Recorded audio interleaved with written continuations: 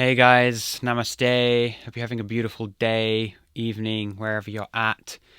Thank you for tuning in. Um, so I was editing a video today, and I was running into an issue that I couldn't figure out how to navigate through. So I gave my friend David a call just to ask him for a little hand. How do I move through this? And we got the issue resolved pretty quickly.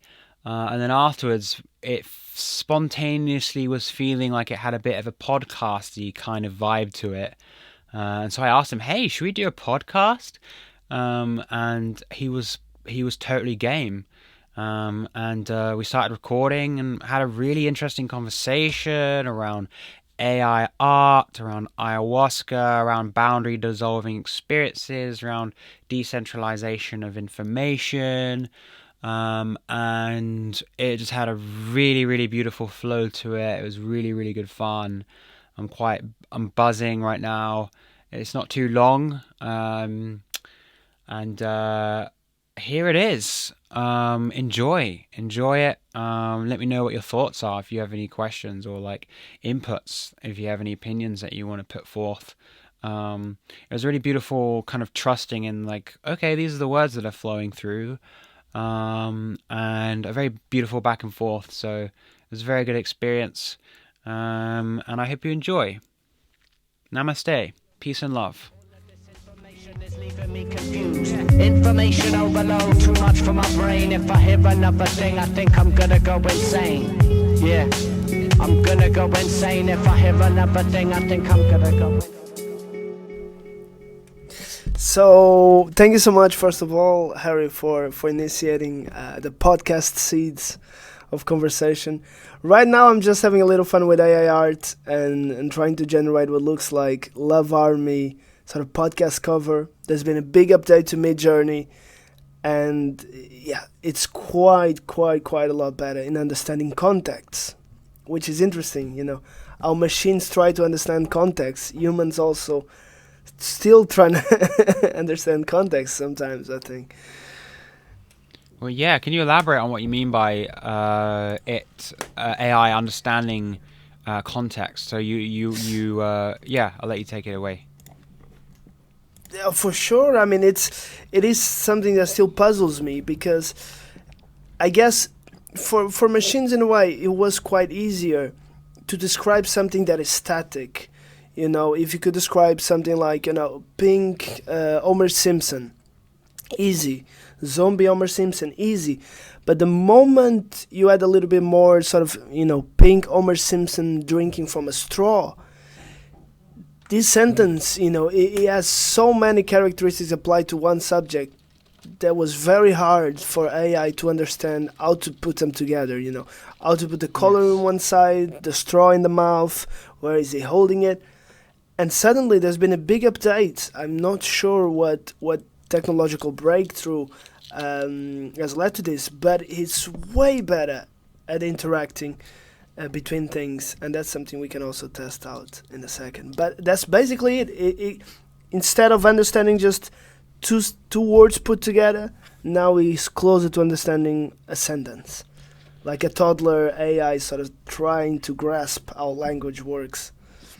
Wow. So what I'm getting is like, so AI art is so you tell it something, you tell it to paint something or draw something or design something, depending on like the type of art style that you tell it to use, and then you give it that context in which it perceives and learns from, and then generates some artwork. Is that accurate? Completely, yeah. That's it. That's very much it. And one thing that always made me curious is styles.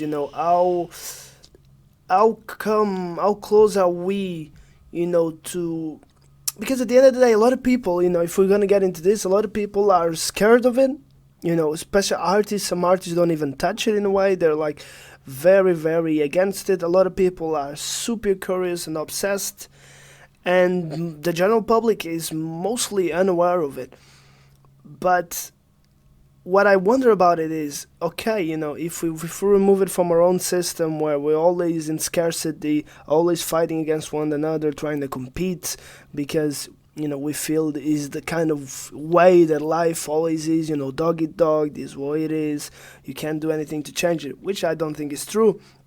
But if we remove ourselves from that, this remix, I think, of art, mixing up styles, and basically, I think we're gonna be able to start to see art with a different brush at some point. Because, like music, do you ever wonder with music, is it possible that we do all the different variations of music, and all of a sudden music is not new anymore, and it requires the change of medium or the change of instruments? Do you think it comes through on that side too?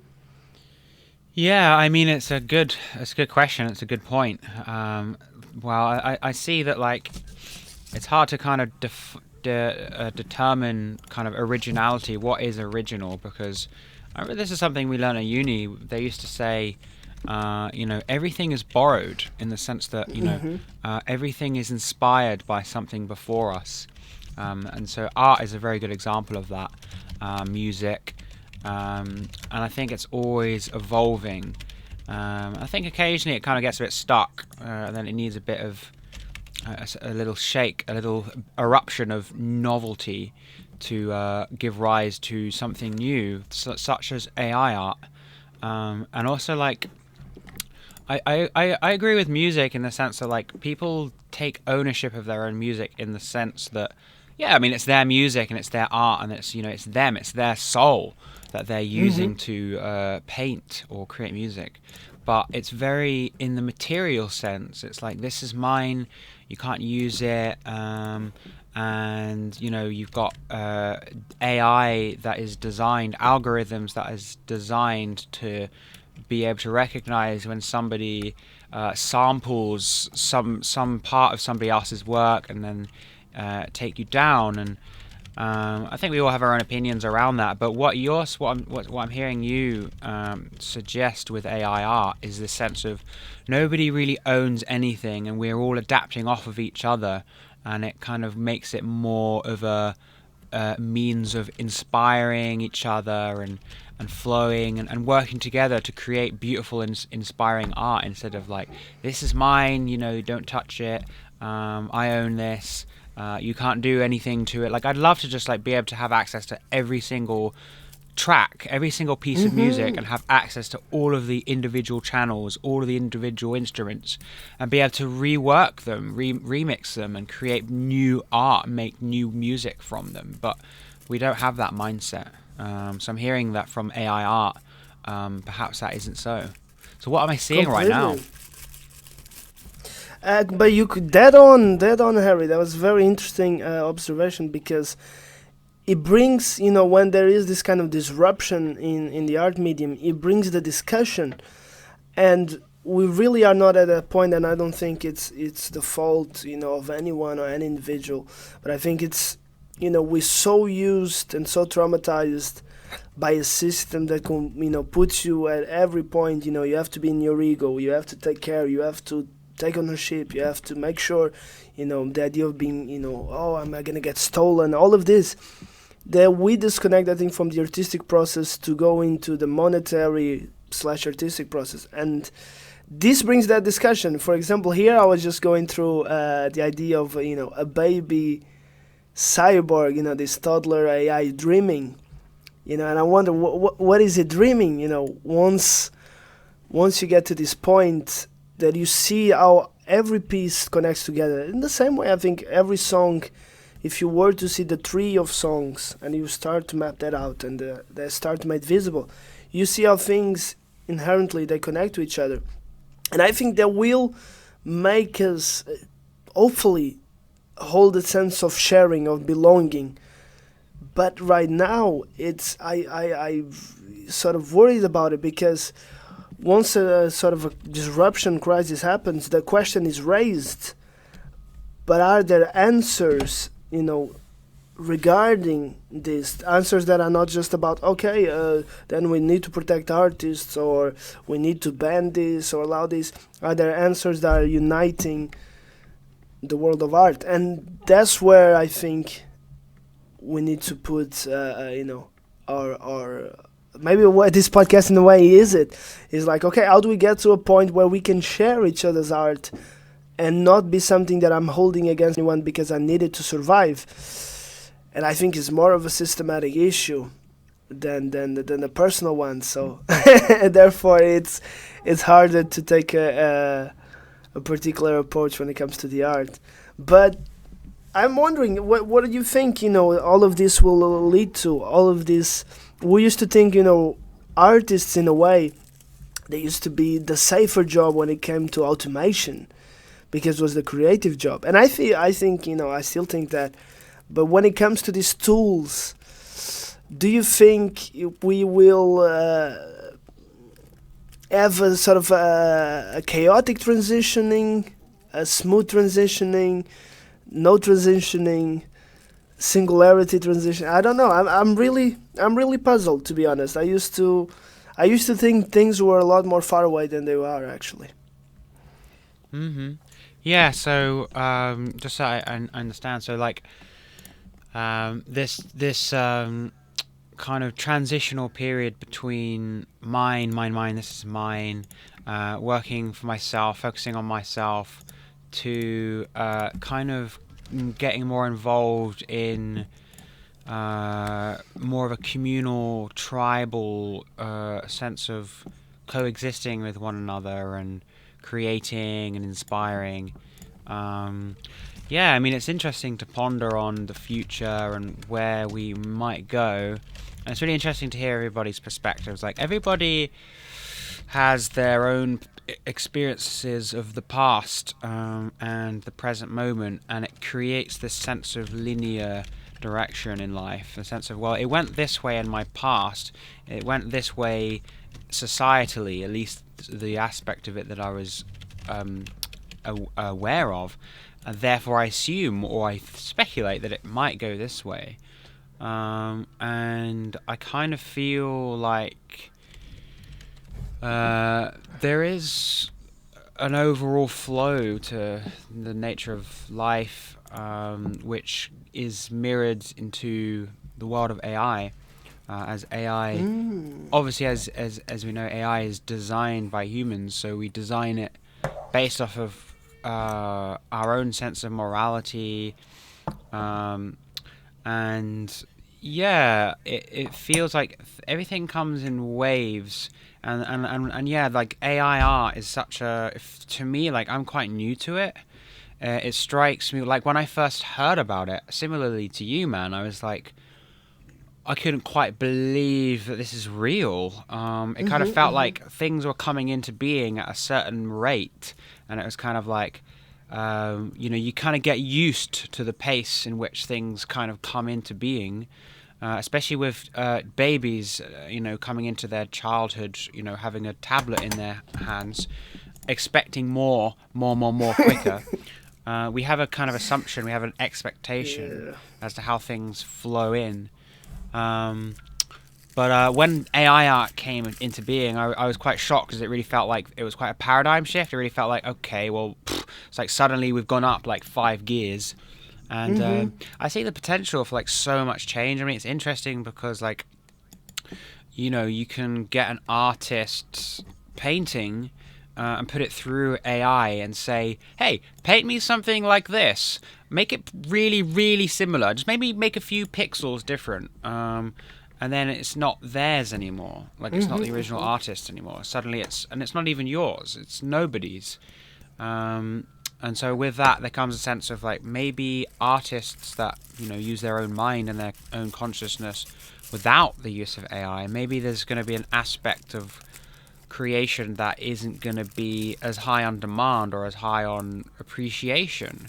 And so I'm curious as to what the response to that will be, whether people will be, rioting the streets or whatever, or whether people will be like, okay, well, this is the way that things seem to be flowing. How do we work with this? How do I continue my career as an artist, but integrate AI into my practice, Completely. That's a very, very good way of putting it.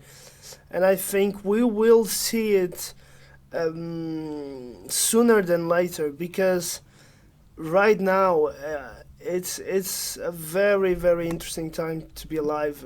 Although for me it's very divisive in a way, because if I am to if I am to consider the world and time, and I think it's not wrong of someone to to take yourself out of so-called global context and all this, to go and live your life in a very much personal context. I think that's not wrong at all, and I think it is one of the possibilities that we'll face. But if there is a global context still, we are living through a moment where a lot of crisis going on. But at the same time, there's so many shining solutions. And when it comes to technology, when it comes to people, when it comes to practices, and I really can see both places. I can see how these moments can lead into a disruption that will be healing in the way that will connect all these things into an anchor, and we'll be able to to see the best of it and not suffer too much with the transitioning. But at the same time, I kind of wonder, I've been thinking, and in a way, some things need a dying process. Some things need to be, to be let go and to be able to reborn in a different way. And I'm not sure if the relationship a lot of humans have to life and to this planet, it has been so molded, so deeply molded by a system that makes it impossible, to share, that makes it impossible to connect on something that goes beyond the individual. And I'm wondering, in the way, connecting, I guess it connects to ayahuasca, because and all the medicine plants and boundary dissolving experiences, because it allows you to die without dying in the material realm, and therefore allowing for the healing that it isn't transgenerational, but it's happening within your generation or within yourself. But without it, I really, I don't see a way out. I gotta be honest. Without the boundary dissolving, I think we'll always end up suffering and then learning. It's like dying, and the next sort of generation gets to learn from our mistakes. But I wish, in a way, this even AI art could be used and can be used to empower narratives. So to make these narratives that are communal, that are shared, that are to do with all these crises that we're living, to make them visible. And I kind of want to do that too, to get into a project where it's about mapping the multiverse, mapping the tree of life, and it's more of a shared activity than ownership. But I guess we'll have to find out where it takes and to be part of it. No. Yeah, man.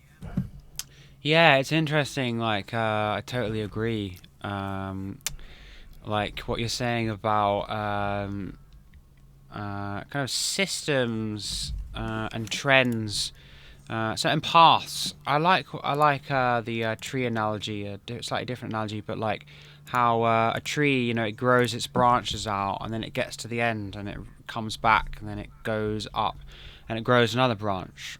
So it can only go as far as it can, as life can let it, or it can strive towards, and then it has to go back. And it's like I think when we create things, there's quite a lot of investment in it, and quite a lot of, in the sense that it becomes very rigid, and it always seems like we've got to go forwards in this little model that we're using to navigate through life as a species and as individuals. But often it can be so rigid and so dead end, and it just gets to the point where it's just like we're kind of like grinding to a halt. And then you mentioned ayahuasca, and you mentioned plant medicines as a whole, and boundary dissolving experiences. And I think letting go of these paradigms is can be very challenging, because like I say, we invest a lot into them. And I think we invest a lot of our morality and our sense of worth into them, and so when they cease to shine as well as they did when they first came into the light, it begins to affect the way we feel, and it's very hard to let go. And I think with ayahuasca and other plant medicines, but not just plant medicines, many practices. But I mentioned, and you mentioned, plant medicines because we have the experience there. But and I think they're very powerful in the way they do so, which is where you're able to watch these paradigms die. You're able to watch them crumble, and sometimes it can be very painful because you've invested so much in that, and then it's kind of crumbling.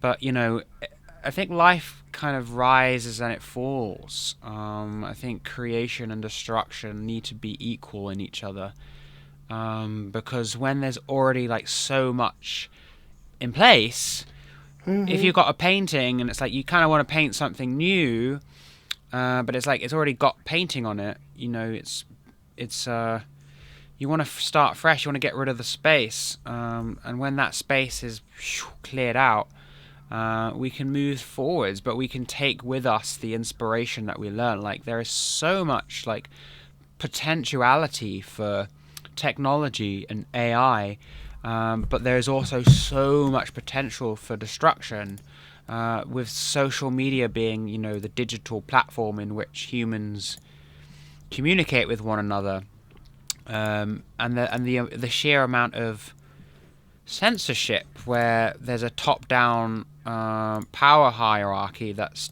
deciding what information is worthy of being distributed around the internet. And we need to have that cleared up. And while that's not cleared, once that censorship is heavily in place, it keeps us locked into that rigid trajectory. And it's very hard to step out of that when the whole world, the whole collective system matrix that we've created is designed to keep us locked into it, and to not break out and create something fresh. Indeed, I love that. I loved how you described it. Also, we attach ourselves, our words, our identity into the system, and this is something, I really wish to impose nothing on anyone. I really can go to someone and tell them something, but sometimes I refuse to do so because I know when something comes from the other, the information is closed straight away because the other is always being seen as not the self. And so I think it is a process that we'll have to, to every person will have to come in a different way.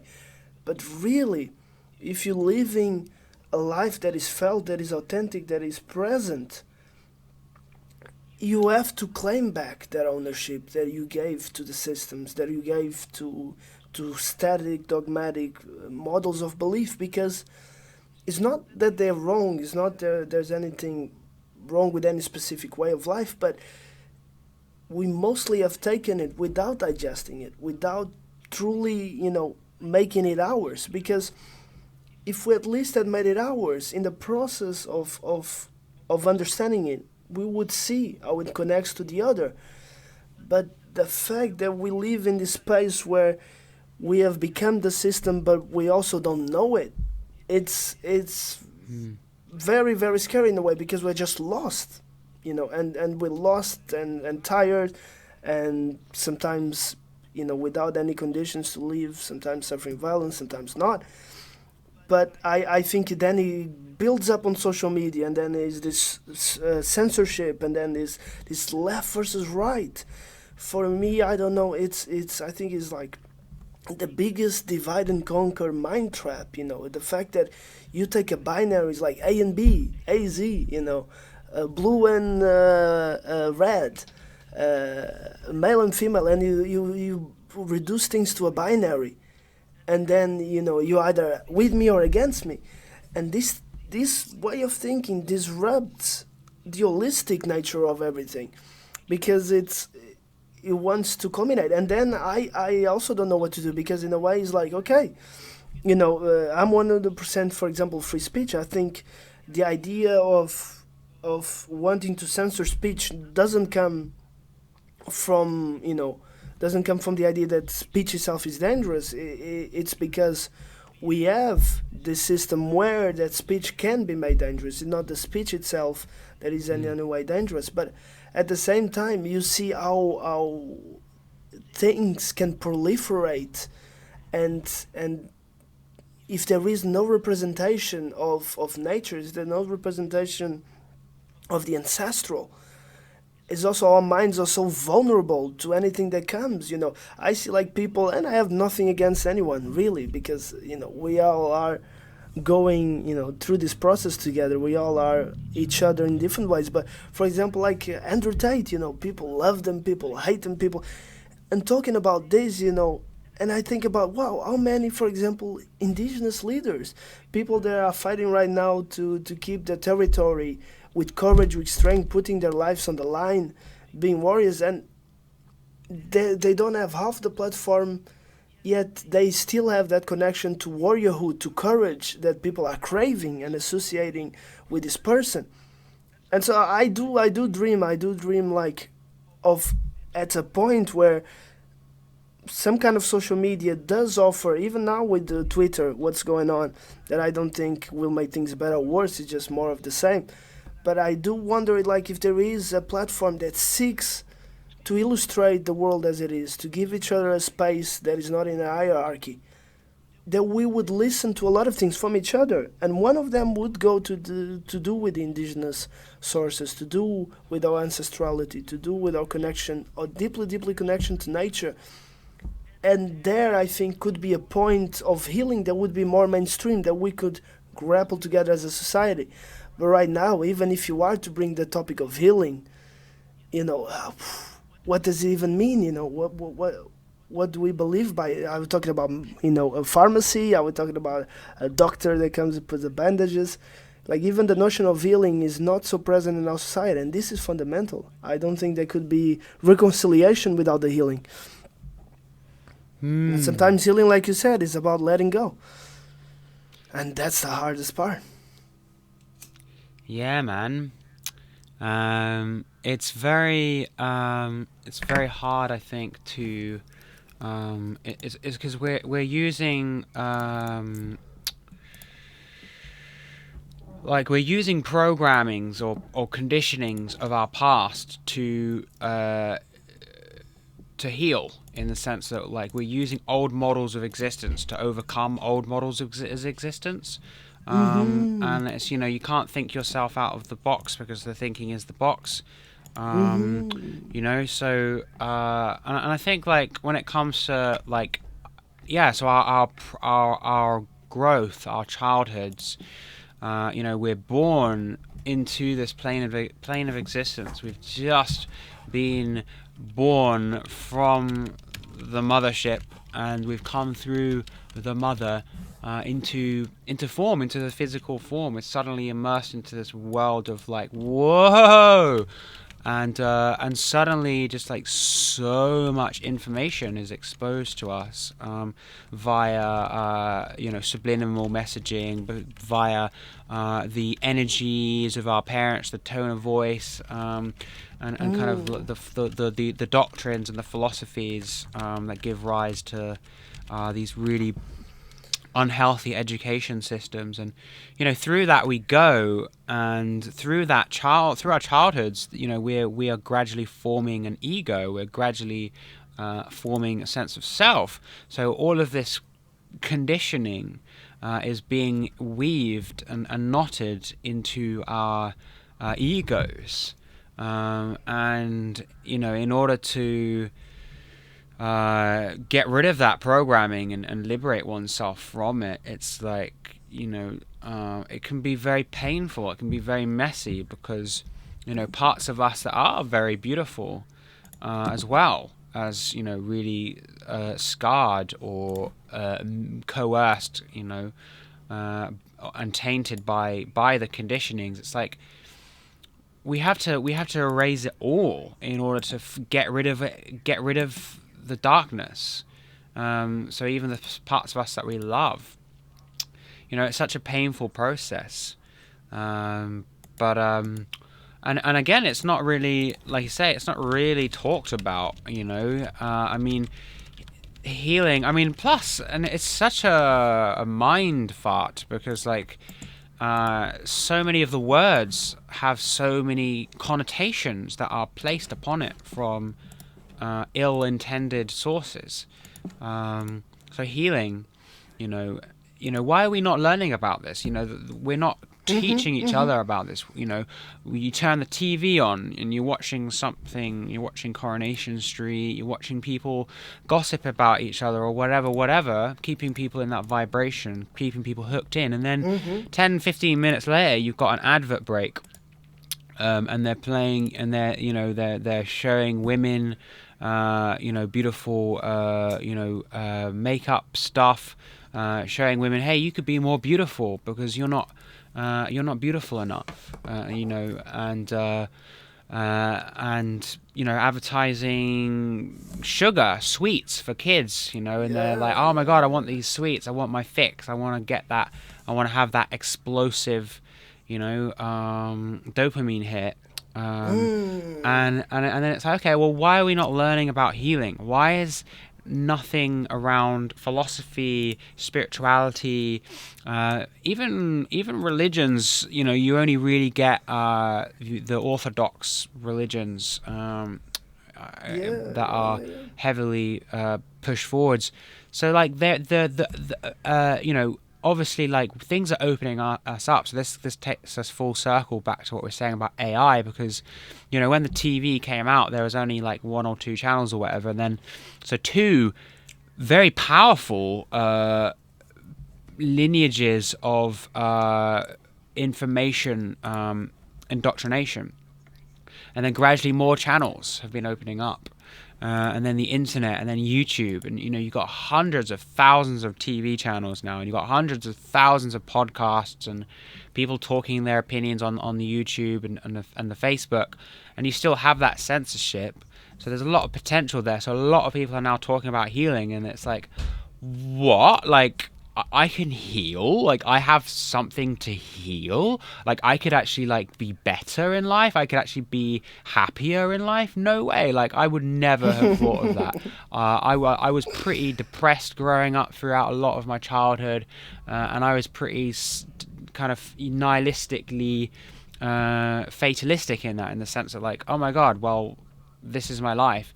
And then, ayahuasca and all these healing modalities come along, and it's like, I can heal? Oh my god. And it just like boggles my mind that isn't something that we want to put forward. We want to push into the more mainstream channels, so that people that are still heavily plugged into the BBC and Fox News or whatever, they actually can be granted access to information that can give rise to inspiration inside of themselves, to connecting with their divinity within, and letting go of stuff that is holding them back in life. Completely, and it's so amazing to hear you say it, because it resonates so deeply into into the process of realizing, okay, if I am lost, where do I start? How do I get my grounding?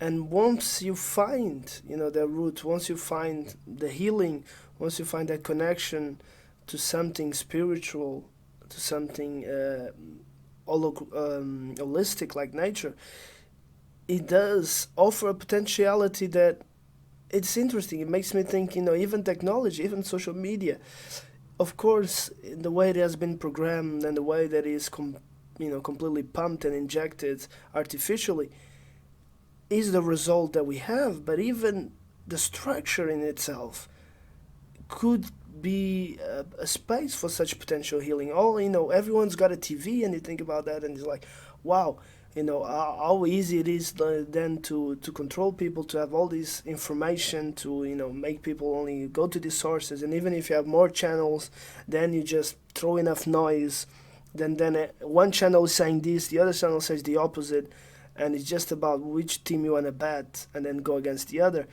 But if you remove that imposition of the injecting by a centralized group that is looking for profit out of fear, these are channels where healing can be delivered, where people could be presented with these topics, that things could be, like films. You think about a film, a documentary. These are pieces that are so powerful because they allow you to connect, they allow you to feel, they allow you to feel the nuance. Yet you have news, which is something that, it's so dogmatic and is meant usually to have an emotional effect on you. And you see, it isn't, I think, that any of these things are wrong, but it's just the song, it's just the frequency that is being played. It's not the frequency that we naturally resonate to. And so there is this internal fight too, between, killing yourself in a way inside to accept the system, or feeling like you are outside because you can't accept the system and you're going against everything, when truly, truly, truly, what you're feeling and what the system should be are one together. But I really think, I don't think, there's all these conspiracies, there's all this thinking, and who can say what's real or not? A lot of it probably is. But I'm not one to think about, centralized evil or something like this. I just think it's really, it's really that fear that is shared fractally, and then it culminates, crystallizes into something that we are even more afraid to question. But it starts within us. It starts on the streets when you go out, and are we, going around each other, afraid of each other? Are we looking each other in the eyes? Are we, trying to share a smile or saying hello? And wow, it's just a crystallization within the cities, then they crystallize it more, and it becomes harder and harder to disrupt. But there's nothing more real than it. I really think once you feel it, it's hard to go back. It's hard to say, it is what it is, let's get on with it, tomorrow got another job. No, there's something bigger happening now. And if you are able to connect to your own experience, just that in itself, it's such a powerful feeling. And I believe art, for example, is one of the most powerful megaphones, one of the most powerful weapons of peace, of conveying a message. And with this AI art, I hoped, in a way, it's hard to me to truly believe in it, but I do manifest it in the way I can, that it would decentralize our access to tell stories. It would decentralize our access to be able to, to really convey our narratives. And that could be something so beautifully shared that could heal a lot. But I think we'll take people, people in their communities, in their families, in their environments, to start sowing the first seed and start pushing against it. And then for the system to adapt, and not the other way around. Information overload, too much for my brain. If I hear another thing, I think I'm gonna go insane. Yeah, I'm gonna go insane. If I hear another thing, I think I'm gonna go insane.